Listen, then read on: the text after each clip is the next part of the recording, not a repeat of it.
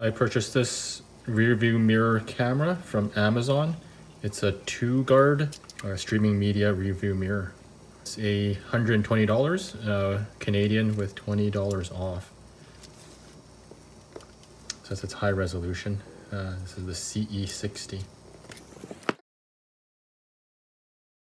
The package looks pretty nice, feels good.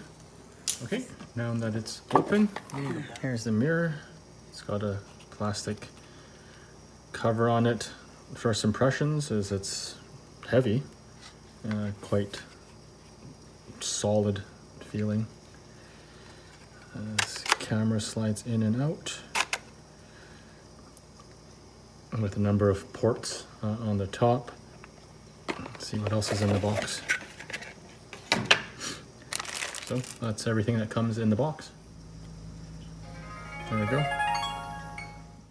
Another cold winter day in Edmonton. I'll be installing the mirror that I bought yesterday into my Mercedes S550, which does not come with a backup camera standard.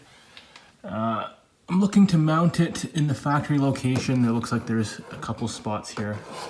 This section here, and with the lighting, you can see that. I think this should be a pretty straightforward install. It actually fits just perfectly over the old mirror.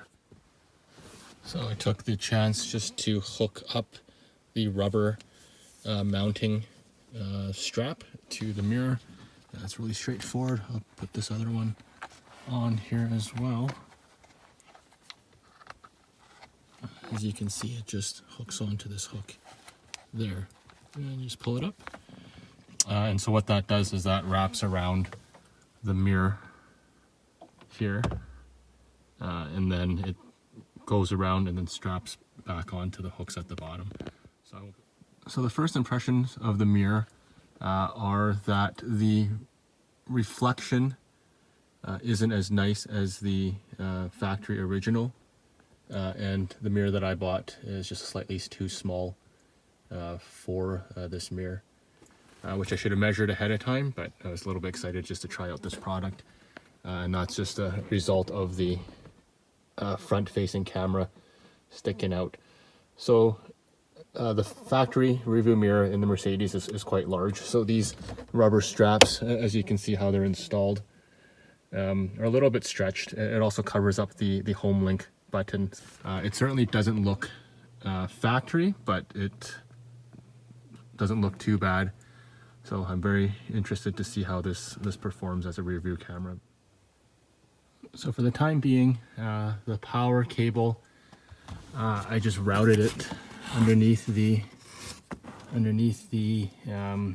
sun visor around this side through the pole handle, hooked it onto this little hook, and then just ran it to the back here where there's a free power outlet.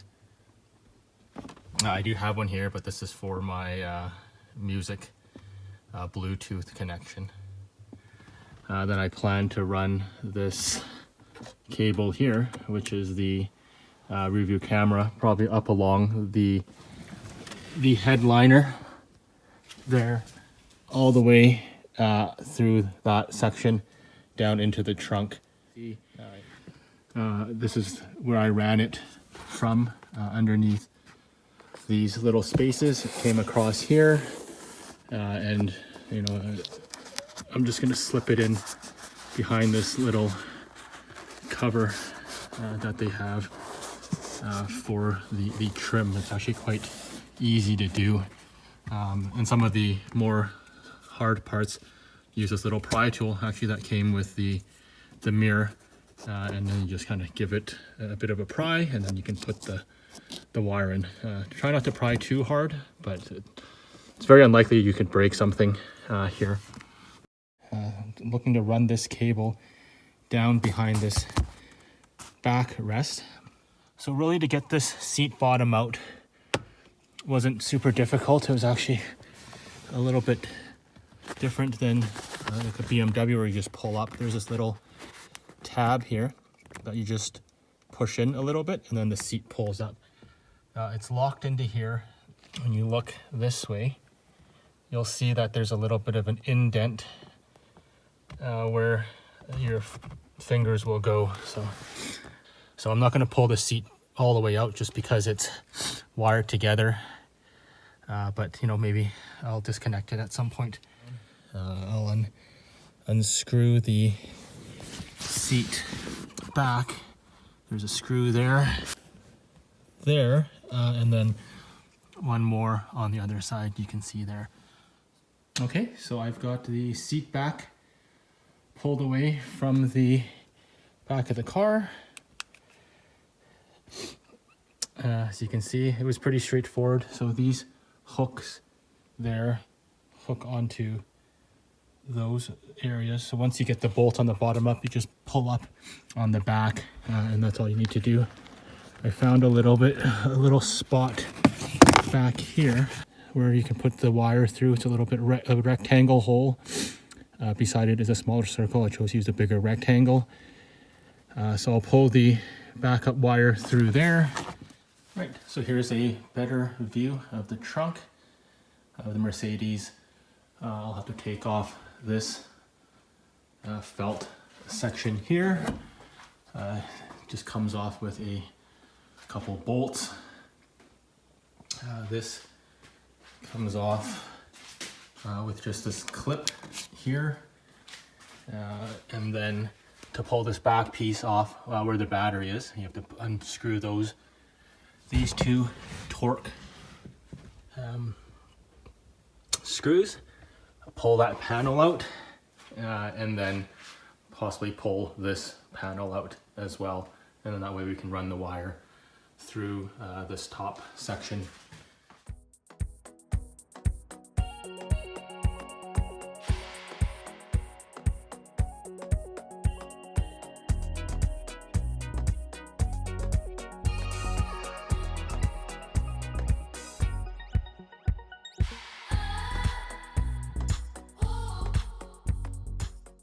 So you pull this side out first. Yeah, there we go. And then the panel comes off. So then this is the battery that we recently installed, and a whole bunch of wiring back here and computers. So I just need to figure out how to get the wire through. I'll have a peek, and hopefully I can just pull that wire straight through. I've got this panel off.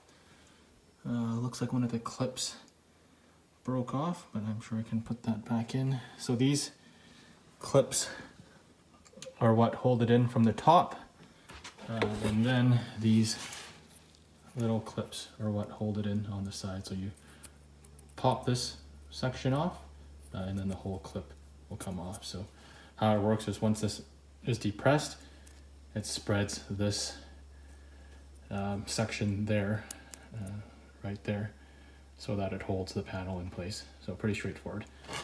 So right now this panel should just pull right out.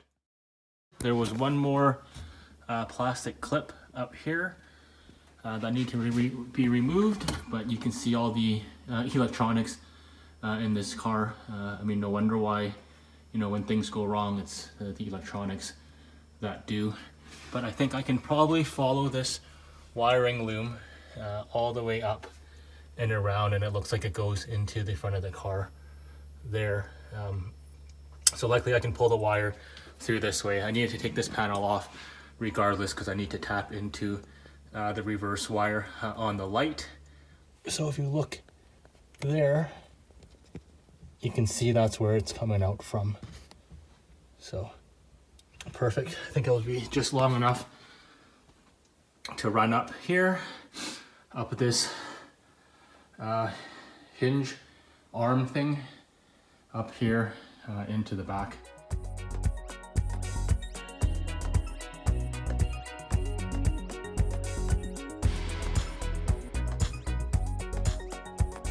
The T20 definitely works.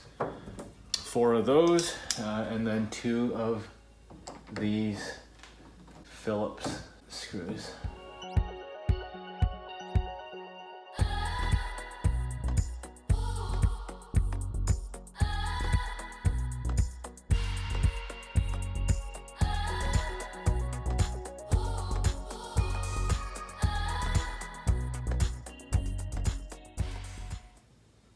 So the next thing is to take this plastic panel off.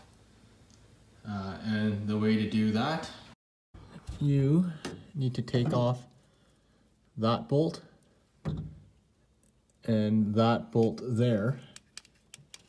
And then the rest is just the pressure fitted plastic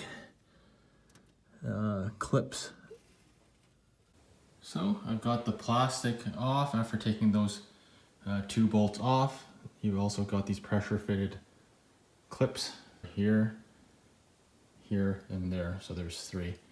So now that I've got easy access to mount the camera, I'm going to zip tie the wires to that main wiring loom and then follow it up this pivot arm up into the trunk, up into this area here, and then out this hole on this side where I believe the factory camera mounts to. So, and then once that's done, I just need to tap this red wire into the reverse light area. I have the backup camera tentatively mounted. I have the red positive cable, which turns on the backup camera when there is power to the rear backup lights. So on a Mercedes W221 in 2007, it is the 3rd pin from the right, so it is the green wire with the white stripe.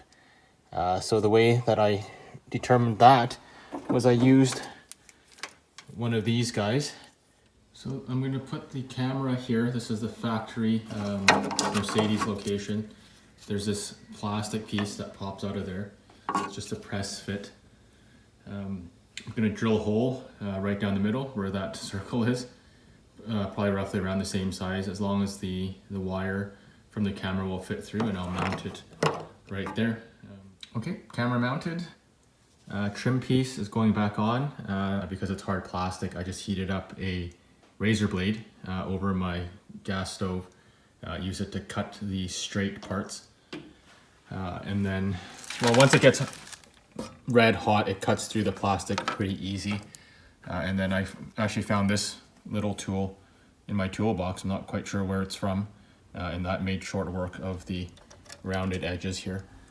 So once that piece was cut out, I used a file to file down the sharp plastic edges, and it's as good as factory. I think it saves spending however much Mercedes wants for this piece with the backup camera cutout on it. Curious to see what this cutout is for. If anybody knows, let me know in the comments.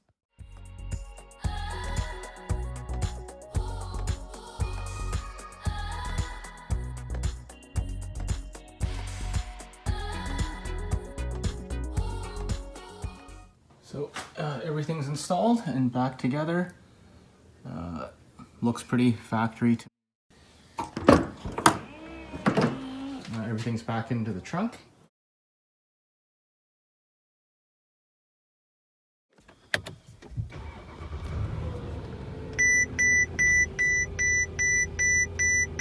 Waiting for pairing.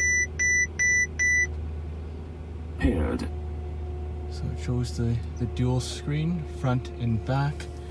I'm gonna actually just turn it off and see how the mirror is. It looks pretty good. Into reverse. Yeah, pretty decent. I mean,